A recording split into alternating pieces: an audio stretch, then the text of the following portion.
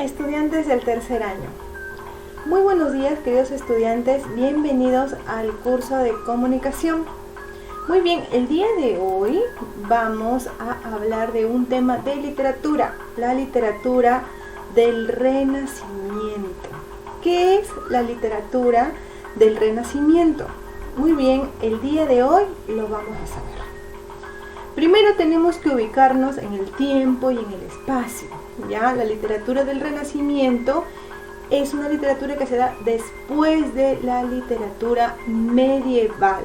¿Recuerdan que hablamos sobre la literatura medieval y lo que predominaba en ella? ¿Recuerdan? ¿Qué predominaba en ella?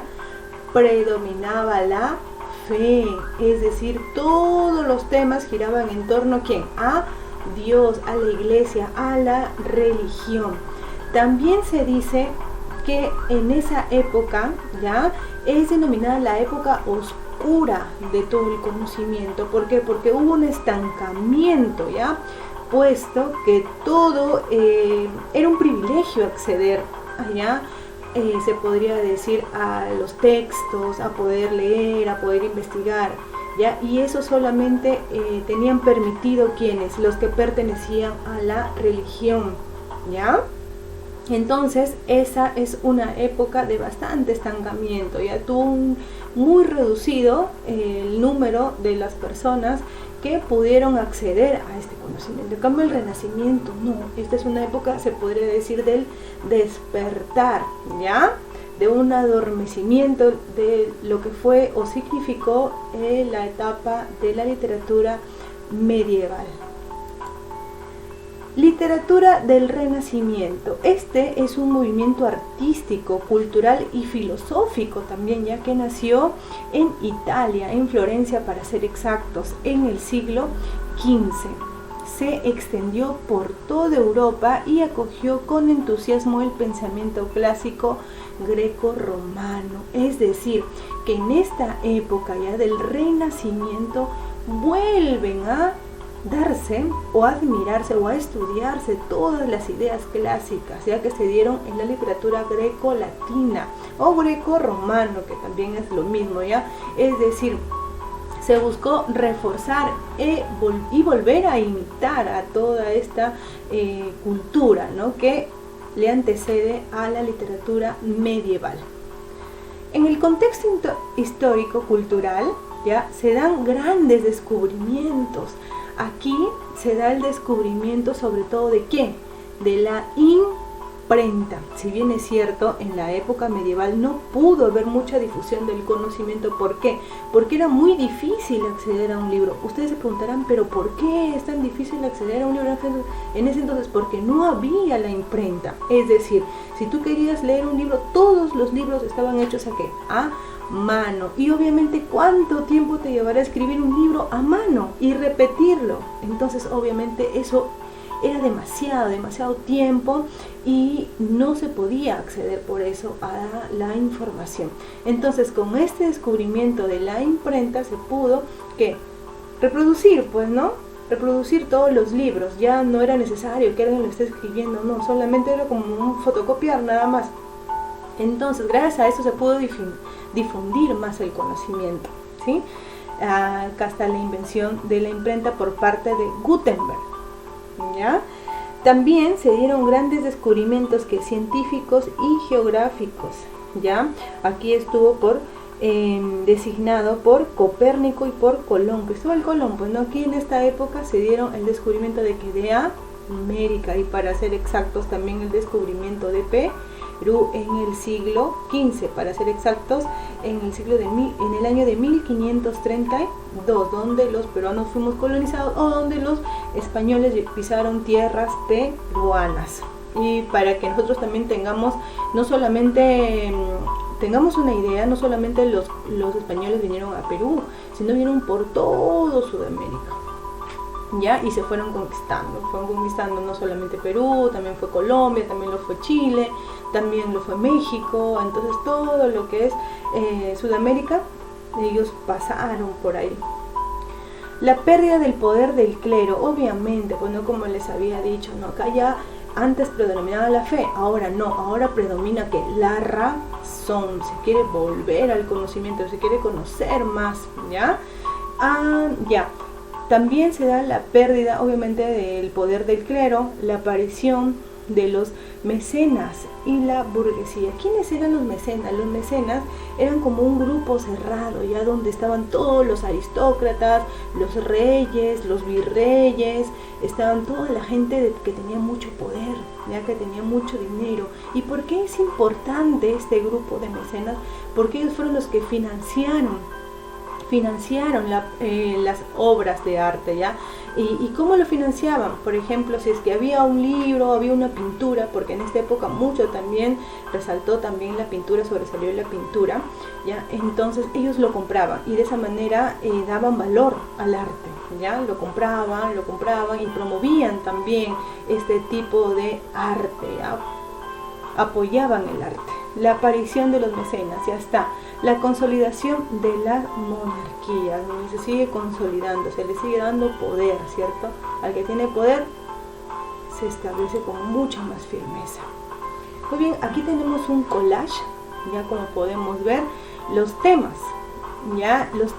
de esa época de la literatura del Renacimiento fueron el amor y el amor idealizado, es decir, un amor no como es, sino como debería ser, ¿ya? De ahí sobresale la palabra también, el amor platónico. Ustedes algunas habrán escuchado, ¿no? De mi amor platónico. Bueno, el amor platónico es el amor idealizado, mi ideal, ¿ya? Entonces, allí el tema es del amor, pero de manera ideal, ya como yo desearía que lo fuera, no tanto real. También otro tema es la naturaleza. Hablan bastante de la naturaleza. La mitología también renace, porque acuérdense que la mitología, ¿dónde se daba? En la literatura, ¿qué? La literatura clásica, ¿ya? En el goce de la vida terrenal, las 4 apariciones del... Estas son 4 frases que acá les tengo su significado. Locus amoenus, que significa lugar, ¿ya? Lugar agradable. También está el carpe diem, ya se acuerdan que lo mencioné, que es vivir el presente. El beatus ille, que significa vida sencilla, y el tempus fugit, que significa el tiempo vuela. Es decir, con estas 4 frases se quiere decir de que vivamos el momento, que vivamos las cosas más bellas que la vida nos puede dar. La característica de esta época es el antropocentrismo. ¿Y qué significa el antropocentrismo? El hombre como centro de todo. En la época anterior, en la época medieval, literatura medieval, ¿quién era el centro de todo? ¿A quién se dirigían los escritos? A Dios, a la fe, a la religión. En cambio acá no, ya el hombre pasa a ser el centro de todo. La imitación de lo clásico, como les dije, ellos querían recoger todo, que se recupere todo lo que en la época clásica, ya greco-romano, greco-latina, se hablaba o se tocaba. Ya la influencia de pensadores latinos, ahí está la influencia de quién. ¿Quiénes eran los pensadores latinos? Virgilio, ya los clásicos, pues estaban Virgilio, Ovidio y Horacio. También la renovación de la lengua poética, la creación de nuevas formas literarias y el culto a la belleza, la forma y el estilo de armonía, que eran justamente esos las características de la literatura clásica, ya tenían básicamente el equilibrio entre fondo y forma, y también el contenido. También se predominó la razón, ya predominó la razón en esta época. En esta época se da un movimiento ya cultural llamado el humanismo, que es un movimiento intelectual, ya cuyo origen se sitúa en el siglo XIV, ya con el Trecento formado por Dante Alighieri, Giovanni Boccaccio y Francesco Petrarca. ¿Se basaba en qué? En la antigüedad clásica, la valoración de las artes, la preocupación por el hombre, el equilibrio de la expresión, ¿ya? Fondo, forma y contenido, la importancia de la razón y la alabanza a la mujer. Aquí tenemos otro tema también, que también es importante que nosotros lo sepamos. En esta época se celebra el siglo de oro, se le denomina el siglo de oro. ¿Y por qué es el siglo de oro? Porque es la época en la que se escriben las grandes obras, ya como ya más adelante lo vamos a ver. Está Cervantes Saavedra, ya con el ingenioso hidalgo Don Quijote de la Mancha, ¿no? Una reliquia, y sobre todo que hasta nuestros tiempos, imagínense, sigue siendo valorado y leído sobre todo por muchas personas. En el siglo de oro, a esta época en la cual la literatura española alcanzó su apogeo cultural, comprendió los siglos XVI y XVII, abarcó culturalmente los periodos conocidos como el Renacimiento y el Barroco. Ya en esta época se dice que España se vio fortalecida por su enorme desarrollo económico y cultural. ¿Y por qué creen que se desarrolló económica y culturalmente? Económica, obviamente porque, ya les he dicho, nos ubicamos en el espacio. Justamente en esa época, en 1532 para ser exactos, ellos vienen a Perú, y no solamente a Perú como les había mencionado, sino a todos los países. ¿Y qué buscaban ellos? ¿Y qué se llevaban de nosotros? Llevaban nuestro oro y la plata, obviamente, y gracias a eso es que ellos pueden desarrollarse económicamente, y eso obviamente les ayuda ya como consecuencia a desarrollarse también culturalmente.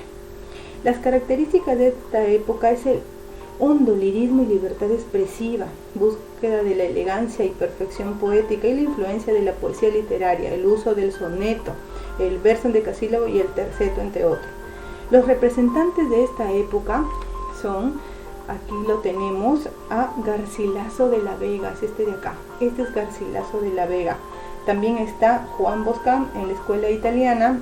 En la escuela salmantina está Fray Luis de León, que es este de acá, Fray Luis de León, ¿ya? Y con su obra El Príncipe, y es considerado el príncipe de los poetas líricos de España. Y la escuela sevillana está representada por Fernando, que es este de acá, de Herrera. Los conceptos literarios más importantes en estrofas literarias están el soneto y la lira, ¿ya? También están en las especies literarias, está la égloga y la oda.